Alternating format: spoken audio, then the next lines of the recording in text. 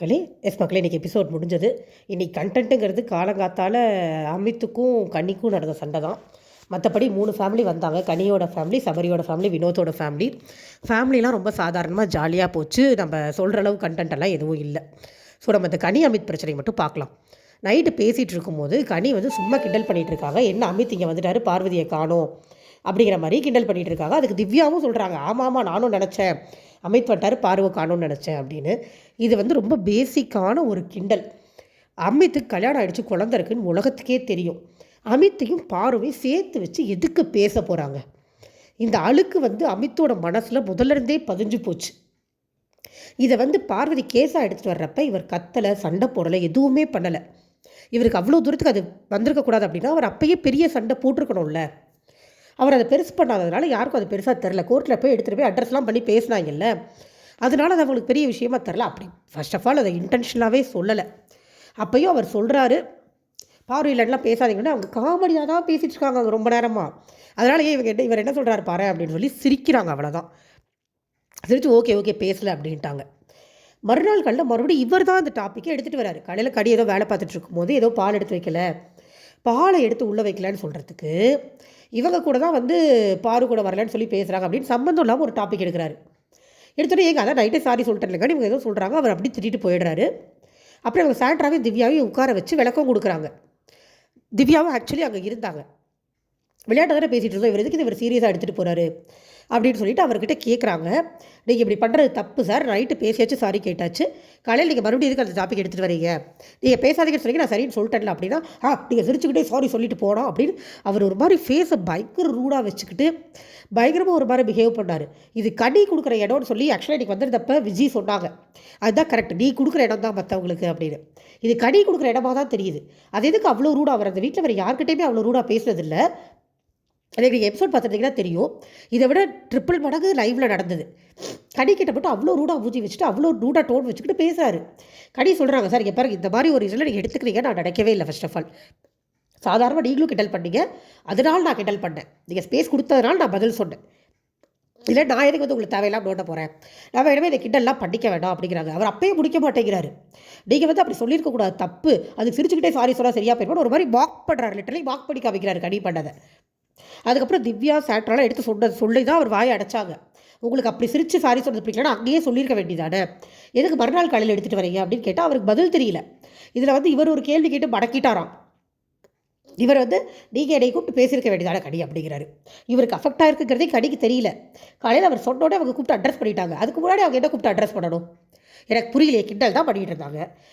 பார்வையும் அவரையும் சேர்த்து வச்சு பேச வேண்டாம்னா அது அவர் தான் ஸ்ட்ராங்காக அட்ரஸ் பண்ணணும். முதல்ல பிரச்சனை வந்தப்பயுமே அவர் தனியாக போய் உட்காந்து பிரஜிட் கிட்ட தான் சொல்லிட்டு இருந்தார் அதை பேச வேண்டான்னு. எஃப்ஜே விஷயம் வந்தப்பவே பார்வகிட்ட தான் புலம்பிட்டு இருந்தார். அவர் அதை சென்டர் ஆஃப் த ஹோமில் அதை அட்ரஸ் பண்ணவே இல்லை, அது வேண்டாம், அதை பேச வேண்டான்னு சொல்லிட்டு. அப்படி பேசக்கூடாதுனால அவர் நேற்று ஸ்ட்ராங்காக சொல்லலை. அவர் அப்பயும் சிரிச்சுக்கிட்டு அறகுறையாக தான் சொன்னார், அழுத்தமாக சொல்லலை. இவர் அழுத்தமாக சொல்ல மாட்டாராம், ஆனால் எதிரில் இருக்கிறவங்க அழுத்தமாக புரிஞ்சுக்கணுமா. கனி தெளிவாக கேட்டாங்க, உங்கள் மண்டைக்குள்ளே நான் போய் பார்த்து எப்படி சார் புரிஞ்சுக்கிறது, நீங்கள் வார்த்தையாக சொன்னால் தானே எனக்கு புரியும், நீங்கள் சொல்லிட்டீங்க நான் போய் பேச மாட்டேன். சாரி, தெளிவாக தாங்க சாரி கேட்டாங்க. சாரி நான் போய் பேச மாட்டேன், அதுக்கு நான் படசார சாரி அப்படின்னு அவங்களோட மாடுலேஷனில் கேட்டாங்க. இப்போ இவருக்கு தத்தப்பத்தான ஒரு மாடுலேஷன் இருக்குல்ல, அவர் அதில் தானே பேசுகிறாரு, அதை அடுத்தவங்க புரிஞ்சுக்கணும்னு இவர் ஆசைப்படுறாருல, அதே மாதிரி அவங்களுக்குன்னு ஒரு மாடுலேஷன் இருக்குது, அவங்க அந்த மாடுலேஷனில் பேசுகிறாங்க.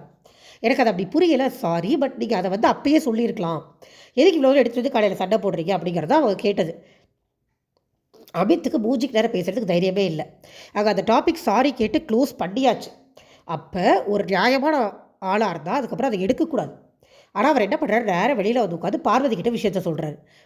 இல்லை கனி தப்பாக தான் சொன்னான் அப்படின்னு போன வாரம் சாண்ட்ரா ஒரு பழி போட்டாங்க இல்லையா கனி மேலே, தப்பாக தான் பாடினான் அப்படின்னு அது மாதிரி அவர் அடித்து சொல்கிறார். இல்லை அவங்க மனசில் தப்பான எண்ணம் இருக்குது, சொல்லணுன்னா கமருதி எல்லாரும் சேர்த்து சொல்ல வேண்டியதாடா, எதுக்கு உன்னை எண்ணெய் மட்டும் சேர்த்து பேசுகிறாங்க அப்படின்னு ஒரு கேள்வி கேட்குறாரு. சார் உங்களுக்கு கல்யாணம் அடிச்சு குழந்தை இருக்குது சார், உங்கள் மனசில் ஏன் சார் இவ்வளோ அழுக்கு, பாரு கூட உட்காந்து பேசுகிறீங்கன்னு சொல்கிறது என்ன தப்பு இருக்குது? இப்போ வினோத் அரோரா கூட உட்காந்து பேசுகிறாங்கன்னு சொல்கிறது இல்லையா?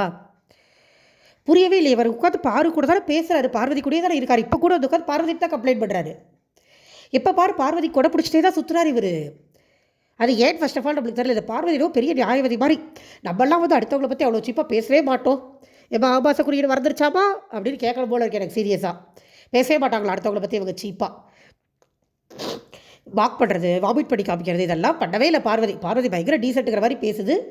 இந்த பக்கு அபித்து உட்காந்து மட்டை ஆட்டிகிட்டு இருக்காரு. ஆமாம் கனி பயங்கர மோசம், கனி பயங்கரமான கேவலமான ஆள் அப்படி இப்படின்னு சொல்லி அவங்க மனசில் கண்டிப்பாக வக்கரம் இருக்குது. இவர் குரூப்பிசம்னு சொல்லலாமா, ஆனால் அவங்க குரூப்பிசம்னு சொன்னால் தப்போம். நான் காமெடியாக சொன்னேன், அவங்க சீரியஸாக சொன்னாங்க அப்படிங்கிறாரு. இவர் சொன்னால் காமெடியாக, அவங்க சொன்னால் சீரியஸாக. மக்களே, இந்த விஷயத்தில் நீங்கள் யார் வேணாலும் என்ன வேணாலும் விட்டு கொடுத்துக்கோங்க. அமித் மேலே தான் ஃபுல் தப்பு. பார்வதி உடனே அதை யூஸ் பண்ணி அது கனி மேலே சேர்த்த மாதிரி பூசுது. இதை தான் நான் ஃபஸ்ட்லேருந்து சொல்ல ட்ரை பண்ணுறேன், அவங்க காமிக்கிற ஃபேஸ் இல்லைடா. ஏமா ஐயோ கன்றாவி, இதில் என்ன சொல்கிறதே எனக்கு தெரியல. இப்படியோட சொல்லிகிட்டு இருந்துச்சு பார்வதி. 2 பேர் பேசி முடிச்சதுக்கப்புறம் இதுக்கப்புறம் ஒன்றுமே கண்டென்ட் இல்லைங்க. கனி ஃபேமிலி வராங்க. கனி அழுதுட்டு அப்புறம் போய் டாஸ்க் பண்ணிட்டு வராங்க. அதில் மொத்தம் 3 பிஸ்கெட் கொடுத்துருந்தாங்க. அதில் அந்த குட்டி க்ரீம் பிஸ்கெட் மட்டும் வாய்க்கு வர்றது கஷ்டமாக இருந்தது. நெத்தியில் வச்சு மூஞ்சி அசைவால் வாய்க்கு கொண்டாந்து சாப்பிட்ணும். மீதி 2 பிஸ்கெட் ஈஸியாக சாப்பிட்டாங்க. விஜய் வந்தாங்க. விஜய் கொடுத்த அட்வைஸஸ் நல்லா இருந்தது. ஒரு ப்ராப்பரான அட்வைஸ் தான் கொடுத்தாங்க. இந்த மாதிரி நீ இடம் கொடுக்காத, அடுத்தவங்க வந்து உங்கள்கிட்ட உரிமை எடுத்துக்கிட்டு பேசுறதுக்கு நீ தான் இடம் கொடுக்குற அப்படின்னாங்க. அதுக்கப்புறம் இன்னொன்று எனக்கு சொன்ன அட்வைஸ் எனக்கு என்ன பிடிக்கலன்னா, இந்த 3 வாரம் கேமை மாற்றி கண்டென்ட் கொடு அப்படின்னாங்க. கான்ஷியஸாக கண்டென்ட் கொடுனாங்க. அது எனக்கே பிடிக்கல. ஏன்னா கனிக்கிட்ட ஒரு ஆடியன்ஸாக எனக்கு பிடிச்சதே அவங்க கான்ஷியஸாக கண்டென்ட் கொடுக்க மாட்டாங்க. நேச்சுரலாக இருக்கும். அதை இவனுக்கு தேவையில்லாமல் வெளியில் வந்து பார்வதி பிஆர் டீம் தான் விஷம்னு பரப்பி விடுறதே பார்வதி பிஆர் டீம் தான். மற்றபடி கனி வந்து தனக்கு தப்புன்னு தோணா கேட்குறாங்க. மற்ற இடத்துல எல்லாரோடையும் ஜாலியாக இருக்காங்க. எனக்கு அதுதான் பிடிச்சிருக்கு. கனியை பிடிச்சவங்களுக்கு மேபி அதான் பிடிச்சிருக்கும். பட் இந்த அட்வைஸ் எனக்கு தேவையில்லை. பட் இன்னொரு அட்வைஸ் நல்லா இருந்தது. இடம் கொடுக்காத, உடைய தப்பாக பேசுகிறதுக்கு ஸ்பேஸ் கொடுக்காதன்னு விஜய் சொன்னது சூப்பர் அட்வைஸ். அதே மாதிரி நீ சூப்பராக கேம் விளையாட சொன்னாங்க. அதுவும் செம்ம அட்வைஸாக இருந்தது. அப்புறம் பார்வதி வந்து விஜயை தனியாக தள்ளிட்டு போய் கண்டென்ட்லாம் எப்படி போகுது ஆவும் எப்போ போல ஒரு மாதிரி கேட்கும்ல, அது மாதிரி கேட்டுச்சு. அதுக்கும் நல்ல மூஞ்சி நடிச்ச மாதிரி சொன்னாங்க. விஜய் வந்து தெரிஞ்சார பண்ணுறாடி கூட குழந்தை இல்லையா, தெரியாமல் எதுவும் பண்ணல, அப்புறம் எதுக்கு வந்து கேட்குற, நீ என்ன நினச்சி பண்ணுறியோ அதுதான் போகுது அப்படின்னு சொல்லி பதிலே சொல்லாமல் விட்டுட்டாங்க. அப்புறம் அவங்களுக்காக யாருக்குள்ள யாரோ பாட்டெலாம் பாடிட்டு இருந்தாங்க. ஜாலியாக என்ஜாய் பண்ணிகிட்டு இருந்தாங்க. குழந்தைக்கு கொண்டாட விளையாண்டுட்டு இருந்தாங்க. அப்புறம் அவங்க கிளம்பி போயிட்டாங்க. ஹஸ்பண்டை பற்றி ரொம்ப நேரம் பேசிகிட்டு இருந்தாங்க. பட் என்னன்னா விஜய் வந்து விக்ரமோட உட்காந்து பேசுகிறத வேறு ஏதாவது பண்ணுன்னு சொல்லிட்டு போனாங்க. பட் உடனே போய் கனி விக்ரமோட தான் உட்காந்தாங்க. அதில் விக்ரமும் வந்து அவங்க சொல்கிறக்கான நம்ம மாற்றிக்க முடியாது, கனி இவ்வளோ நாள் ஓட்டியாச்சு, அதே மாதிரி ஓட்டிடுவோம் அப்படின்னாரு. எனக்கு அதுவும் சரியாக படலை. ஏன்னா அதில் அவர் சஜஷன் கொடுத்துருக்கக்கூடாது. அது அவரோட கோர்ட் இல்லை. ஏற்கனவே ஓட்டிங்கில் கீழே இருக்கார். இப்படி பண்ணிக்கிட்டு இருந்தாரு, தூக்கி வெளில போட்டுருவாங்க. அடுத்து சபரியோட ஃபேமிலி. அவர் முதல்ல அம்மாவை பார்த்தோன்னே அழுதுட்டார். அம்மா அக்கா பையன் வந்திருந்தாங்க. அப்புறம் போய் டாஸ்க் பண்ணிட்டு வரும்போது அந்த அழுகையெல்லாம் போயிருச்சு, அவருக்கு நார்மல் ஆகிட்டார். அவங்க அம்மாவும் அதான் சொன்னாங்க, தட்டி கேளுடா, முதல் 3 வாரம் இருந்த சபரியை காணுவே, எங்களுக்கு அந்த சபரி வேணும், அதான் சபரின்னாங்க. உண்மை, தப்பையும் தட்டி கேட்கணும், அதே நேரத்தில் விளையாட்டுத்தனமாகவும் இருக்கணும், அதான் சபரி. அதுதான் முதல் 3 வாரம் வந்த சபரி, வின்னர்னு சொல்லப்பட்ட சபரி அதுதான். பார்வதி விஷயத்தில் விஜய் சேதுபதி தான் சபரி அடித்து இப்படி ஆக்கிட்டார், அதுதான் உண்மை. பார்வதி செய்த தவறுகள் எதையுமே அட்ரஸ் பண்ணாமல், பார்வதி கெட்ட வார்த்தை பேசுறதை அட்ரஸ் பண்ணாமல், பார்வதி போய் நடுவில் கேமை குழப்பினதை அட்ரஸ் பண்ணாமல், பார்வதி ரூல்ஸ் மீறதை அட்ரஸ் பண்ணாமல், சும்மா இருந்த பார்வதி போய் சபரி அடித்த மாதிரி அவர் ஒரு இமேஜ் க்ரியேட் பண்ணி அதுக்கு எல்லோரும் சப்போர்ட் பண்ணி, இதில் வந்து கழுத்தில் மிதிக்க வேண்டியதானு சொன்ன சாண்ட்ராவை அப்பாவி மாதிரி அவர் காமிச்சு இப்படிலாம் நடந்ததுனால தான் சபரி ஆஃப் ஆகிட்டார். சபரி ஆஃப் பண்ணி வின்னர் கண்டஸ்டன்ஸ் பர்பஸ்ஃபுல்லாக தூக்கிட்டாங்க அப்படின்னு தான் விஜேஎஸ் தூக்கிட்டாரு தான் எனக்கு சொல்ல தோணுது. சொன்னாங்க. இது அதே தான் அவங்க அக்காவை அதே அட்வைஸ் கொடுத்தாங்க. பையங்கிறதாங்க க்யூட்டாக இருந்துச்சு. இதுக்கு நடுவில் ஃப்ரீ ஸ்டார்ஸில் வந்து விக்ரம் மேலே பார்வதி தண்ணி ஊற்ற, பார்வதி மேலே விக்ரம் தண்ணி ஊற்ற, அது ஒரு மாதிரி காமெடியாக போயிட்டு இருந்துச்சு. இல்லை பைக்கை வச்சுக்கிட்டே பார்வதி தண்ணி ஊற்றுறாரு, கமர்தி டென்ஷன் ஆகிட்டார்.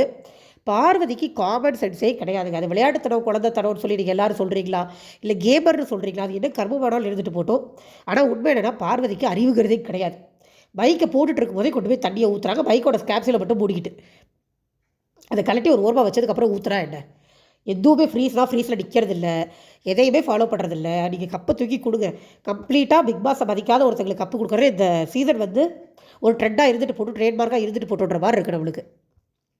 இதுக்கப்புறம் சபரி ஃபேமிலி வந்து ஜாலியாக கொண்டாட விளையாட்டு போனாங்க. அதுக்கப்புறம் வினோத் ஃபேமிலி, பாக்கியா 2 குழந்தைங்க, க்யூட்டான ஃபேமிலி. இவரும் அழுதுட்டார். அப்புறம் போய் மட டாஸ்க்கு முடிச்சுட்டு உள்ளுக்குள்ளே வந்தார். இதில் லைவில் பார்க்கல, 1 ஹவரில் தான் பார்த்தேன். அவங்களும் அட்வைஸ் பண்ணாங்க, என்ன சொல்கிறாங்களோ அதை கேட்டுட்டு பதில் சொல்லிட்டு அவங்கக்கிட்டே அவர் எகிரிட்டு இருந்தார். நான் எங்கே அப்படின்னு எகிரிட்டு இருந்தார். அவங்க இப்போயும் அதுதான் பண்ணுறேன், பெருசாக கேளு சொல்கிறது அப்படிங்கிற மாதிரி ஏதோ அட்வைஸ் பண்ணுறதாங்க. நல்லா இருந்தது. க்யூட்டாக பேசிகிட்டு இருந்தாங்க. நிறைய வீடியோ மாட்டியிருக்கேன், நீ வெளியில் வாவோட பேசிக்கிறேன் அப்படின்னு. அதை அந்த அரோராவை கட்டிப்பிடிச்சது, ரம்யாவை கட்டிப்பிடிச்சது, அதை தான் சொல்கிறாங்கன்னு நினைக்கிறேன். ஏன்னா ரம்யாவை கட்டிப்பிடிச்சப்போ தான் ஒரு மியூசிக்கை போட்டு அநியாயம் பண்ணி விட்டுருந்தாங்க. ஸோ கண்டிப்பாக வீட்டுக்கு போனால் வினோத்துக்கு ஒரு அடி உண்டு. பட் அது க்யூட்டாக தான் இருந்தது, ஒன்றும் பெரிய சண்டைலாம் ஒன்றும் இல்லை. எனக்கு என்ன ஒரு குறைனா, ஒரு கேக் ஒன்று அனுப்பியிருக்கலாம். பர்த்டேன்னு சொல்கிறாங்க, பர்த்டே அன்னைக்கு உள்ளே வந்திருக்காங்க. ஆப்பிளை கட் பண்ணி சாப்பிட்டு போனாங்க. ஒரு கேக் அனுப்பியிருக்கலாம். பிக் பாஸ் கிட்ட ஒரு ரூ. 200 இல்லையான்னு தெரில ஒரு குட்டி கேக் வாங்குறதுக்கு. பிச்சைக்கார பயலுங்க அதை கூட அனுப்பலை. இல்லை ஒரு வேளை வினோத் பொண்டாட்டி தானே இலக்காரமானு நம்மளுக்கு தெரியல. அனுப்பியிருக்கலாம். இதுவே பிரஜனுக்கு பர்த்டேன்னு அனுப்பாமல் இருந்திருப்பாரா? பிரஜன் குழந்தைங்களுக்கு அவ்வளோ தூரத்துக்கு முன்னுரிமை கொடுத்து பண்ணிட்டு இருந்தாரு. இவங்களுக்கு ஒரு கேக் கூட அனுப்பலாங்கிறது எனக்கு ரொம்ப ஆடாக தான் இருந்தது. ஆனால் குழந்தைங்களுக்கு டைரி மில்க் கொடுத்தாரு. 2மே செம்ம க்யூட், 2 குழந்தையும் ஜாலியாக விளையாட்டு பேசிட்டு அவங்களும் கிளம்பிட்டாங்க. அப்புறம் கலாய்ச்சிட்டு இருந்தாங்க. இவர் குதிச்சுட்டு இருந்தார். என்ன வினோத் இது பொண்டாட்டி ஊருக்கு போயிட்டாடுற மாதிரி இருக்கே அப்படின்னா, அப்படிதான் இவங்களாம் கிண்டல் பண்ணி சிரிச்சுக்கிட்டு ஒரு ஜாலி மொமெண்ட்ஸாக இருந்தது. அப்புறம் விக்ரமுக்கு பாருக்கும் எப்போவும் போல் உன் பேரண்ட்ஸ் தான் நான் சொல்கிறேன், என் பேரண்ட்ஸ் தான் நீ சொல்லிட்டு ஒரு மாதிரி ஓட்டி விளையாண்டுக்கிட்டு இருந்தாங்க. அதில் சொல்லிட்டு இருந்தது நல்லா இருந்தது. பார்வதியோட பேரண்ட் வரணும், அவங்க 24 மணி நேரம் இருக்கணும், அந்த டைம்லேயே கமருதீனோட பேரண்ட் வரணும், சண்டை வருவா இல்லை தட்டு பார்த்திப்பாங்களா தெரியலன்னு கடி கிண்டல் பண்ணிட்டு இருந்தாங்க. அது மாதிரி ஸ்கூலாக ஜாலியாக போச்சு.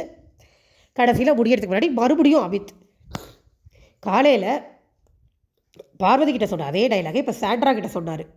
ஆனால் சாண்ட்ரா பார்வதி மாதிரி இல்லையே, சாண்ட்ரா தெளிஞ்சிருச்சு. இனிமேல் கனி அடித்தா நம்மளுக்கு செருப்படி விடுவோம் சாண்ட்ராக்கு புரிஞ்சிருச்சு.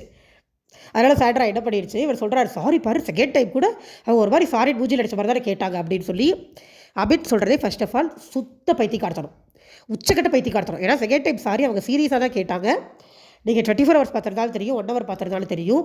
எனக்கு புரியலைங்க, எனக்கு புரியாதனால தான் நான் அப்போ சிரிச்சுக்கிட்டே கேட்டேன், இப்போ நான் சீரியஸாக சொல்கிறேன்னு சொல்லி ரொம்ப தெளிவாக சொன்னாங்க. இதை சாண்ட்ரா இங்கே சொல்கிறாங்க, அவங்க டோனே அதுதாங்க, நானே தனால் அவங்கள பற்றி எதாவது தப்பாக நினச்சிட்டு இருந்தேன், பட் அவங்களோட டிஃபால்ட் டோனே அப்படி தான் இருக்குது, புரிஞ்சுக்கோங்க, முதல்ல பாருக்கும் உங்களுக்கும் இருக்கிறத மனசுலேருந்து எடுத்துருங்க அப்படின்னு சொன்னால் அதுக்கு அமித் இல்லை என் மனசில் ஒன்றுமே இல்லை, அவர் மனசில் தான் பிரச்சனையே, அவங்க 2 பேரையும் சேர்த்து வச்செல்லாம் யாரும் பேசுறதில்ல. பார்வதிக்கும் கமருதீனுக்கும் காஜி இருக்குன்னு உலகத்துக்கே தெரியும், அந்த வீட்டில் இருக்கிறவங்களுக்கு ரொம்ப நல்லா தெரியும். அப்புறம் இவர் கூட சேர்த்து வச்சு பேச போகிறாங்க. இவர் சும்மா போய் பாரு கூடயே உட்காந்துட்டு இருக்கிறதுனால சொல்கிறாங்க, பாரு வரும்போது நீங்கள் இருக்க மாட்டேங்கிறீங்க, நீங்கள் இருக்கும்போது பாரு இருக்காங்கன்னு சொல்கிறது ஒரு ஜென்ரல் கமெண்ட். ஏன்னா அவர் அப்படி தான் பண்ணுறாரு, அவர் வேறு யார் கூட உட்காந்து பேசுறதில்ல. எப்போ பாரு அவரை மேக்ஸிமம் நம்ம யார் கூட பார்க்குறோம், பார்வதியோடு தான் பார்க்குறோம். அவங்களும் அந்த கமெண்ட் தான் சொல்கிறாங்க, அதில் தப்பே இல்லை. இவர் மனசில் அழுக்கு இல்லைனா அது ஏன் தப்பாக தெரியுது? நான் குரூப்பிசம் பண்ணலான்னு இவர் சண்டை போட்டார்னா கூட ஒரு நியாயம் இருக்குது, அதை நம்ம நம்ப போகிறதில்ல. ஏன்னா இவர் பார்வதி கூட சேர்ந்து அதை தான் பண்ணுறாரு. இவங்க கடி விக்ரம் பண்ணுறது குரூப்பிசம் தான், பார்வதியை அமித்து பண்ணுறது என்ன உலகமாக இண்டிவிஜுவல் கேமிசமா? ஒரு மட்டும் கிடையாது. அது ஒரு குரூப்பிசம், இது ஒரு குரூப்பிசம், அவ்வளோதான். அவருக்கு அதுக்கு ஒரு டர்ட்டி ஃபேஸே அவர் தான் கொடுக்குறாரு. அந்த கண்டென்ட்டுக்கு ஒரு டர்ட்டி ஃபேஸ் கொடுக்குறதே அமித்து தான். ஒரு டர்ட்டி ஃபேஸ் கொடுத்துட்டு அதை அப்படி பேசாதீங்கன்னா என்ன அர்த்தம்? அதை அவர் ஸ்ட்ராங்காகவும் எங்கேயுமே பதிவு பண்ணல. அவர் போகிற போக்கில் சொல்லும்போது அவங்க சிரிக்க தானே செய்வாங்க. அவர் அவ்வளோ கத்தி அவ்வளோ சண்டை போட்டு கனிமான இருந்த மரியாதை போயிடுச்சு அப்படி இப்படிங்கிறாரு. இதே தான் பண்ணி போன வாரம் ஃபுல்லாக வாங்கிக்கட்டாங்க சாண்ட்ரா. அதை பார்த்தும் இவருக்கு அறிவு வரலன்னா இவருக்கு எதுவுமே அமித் ஜீரோ அக்செப்டன்ஸுங்க, ஜீரோ அக்செப்டன்ஸ். எந்த கிரிட்டிசிசமும் ஏற்றுக்க மாட்டேங்கிறாரு. திவ்யா விஷயத்தில் ஒரு தலையாக அவர் வேடிக்கை பார்த்தது பச்சையான தப்பு, அதையும் அவர் ஒத்துக்கல. நான் கேட்டேன், அது விஜய் சேதுபதி கவனிக்கல, ஆனாயிரம் போல என்னென்னவோ சமாளிச்சுட்டு இருந்தாரே ஒழிய அவர் ஒத்துக்கவே இல்லை. இன்றைக்கி நல்லா திவ்யா சிறப்பாக நடிச்ச மாதிரி கேட்டாங்க. காலையில் சண்டை முடிஞ்சோடனே உங்களுக்கு கோவம் அதை மட்டும் எகிரிட்டு கத்துறீங்க, நான் மட்டும் கத்துறேன்னு சொல்கிறீங்க அப்படின்னு நல்லா கேட்டாங்க. அப்பையும் புரியலை. அவருக்கு ஆப்போசிட்டாக யாராவது ஒரு வார்த்தை பேசிட்டா அவருக்கு ஒரு சின்ன விஷயம் அஃபெக்ட் ஆகிடுச்சுன்னா அதை அட்ரஸே பண்ண மாட்டேங்கிறாரு. அவங்க மேலே வன்மத்தை வளர்த்துக்கிறாரு, அட்ரஸ் பண்ண மாட்டேங்கிறாரு. ஆனால் அவருக்கு பாருங்கள், என்ன பண்ணாலும் பார்வதி மேலே மட்டும் கோபமோ வன்மமோ வரல. இதில் வேறு வெளியில் ரஜினி சொல்லி அனுப்பிச்சாங்களாம், கடி சரியில்லை பார்த்துக்கோ அப்படின்னு. ஸோ ரஜினி கடிக்கு சப்போர்ட்டாலாம் அட்வைஸ் பண்ணுவாங்க, யாருமே எதிர்பார்க்காதீங்க. கடி என் புருஷன் தான், எனக்கு மட்டும் தான், அவன் மட்டும் தான் கரெக்டாக தான் பேசிக்கிட்டு இருப்பாங்க. பார்வதி தான் அப்ரிஷியேட் பண்ணுவாங்க.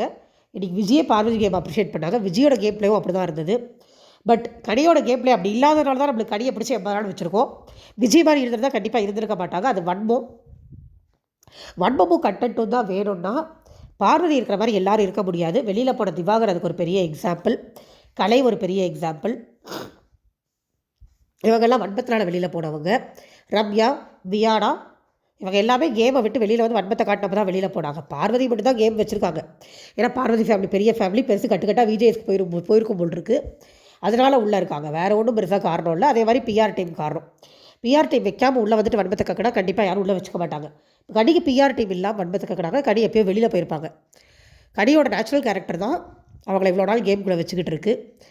எப்போ பார் அதை கொஷின் பண்ணுறதே இந்த உள்ள இருக்கிற தற்கொலைங்களுக்கு வேலையாக போயிடுச்சு. ஏதாவது உண்மையான சண்டையை போடுங்கடா, திரும்ப அந்த குரூப்பிஸ்டே சொல்லி, இல்லை அவங்க பேசுகிற வார்த்தையில இதோடு கண்டுபிடிச்சி, எதுக்கு எடுத்தாலும் அவங்க மேலே தேவையில்லாத ஒரு பழியை போட்டு இவங்களே கனியை வின்னிங் கண்டஸ்டன்ட் ரேஞ்சு கொண்டு வந்துருவாங்களோ அப்படிங்கிற மாதிரி தான் நம்மளுக்கு இருக்குது. அதுவும் அமித் வந்து ரொம்ப மோசங்க. அவர் ஜென்டில்மேன் ஒரு பிம்பத்தை வச்சுருக்காரு. பட் அதெல்லாம் கிடையவே கிடையாது. ரொம்ப ரொம்ப ரொம்ப ரொம்ப மனசளவில் ரொம்ப ரொம்ப கீழ்த்தரமான ஒரு ஆளாக இருக்கார். ஏன்னா இந்த விஷயத்தை அவர் பார்வதிக்கிட்டேயே அட்ரஸ் பண்ணிட்டார். அப்பயே அது ரொம்ப ஸ்ட்ராங்காக சொல்லியிருந்துருக்கணும். அதை விட்டு இவர் கண்டதை கிண்டல் பண்ணி கண்டதை பேசி அவர் பார்வதிகிட்ட திருப்பி திருப்பி திருப்பி திருப்பி பேசும்போது தான் அந்த விஷயத்தை பார்வதி பேசும்போது இவர் பெருசாக எடுத்துக்காததுனால தான் மற்றவங்களும் பேசுகிறாங்க. அப்போ முதல்ல பிள்ளையார் சொல்லி போட்ட இடத்துல விட்டுட்டு கடைசியாக யாரோ ஏதோ பேசும்போது வந்து அவங்கள அசிங்கமாக திட்டிகிட்டு இருக்கிறலாம் என்னடே எனக்கு புரியல. பார்க்கலாம். இன்றைக்கி எபிசோட் அவ்வளோதாங்க. வேறு ஒன்றும் கண்டென்ட் இல்லை. நாளைக்கு எந்த ஃபேமிலி வருதுன்னு பார்ப்போம்.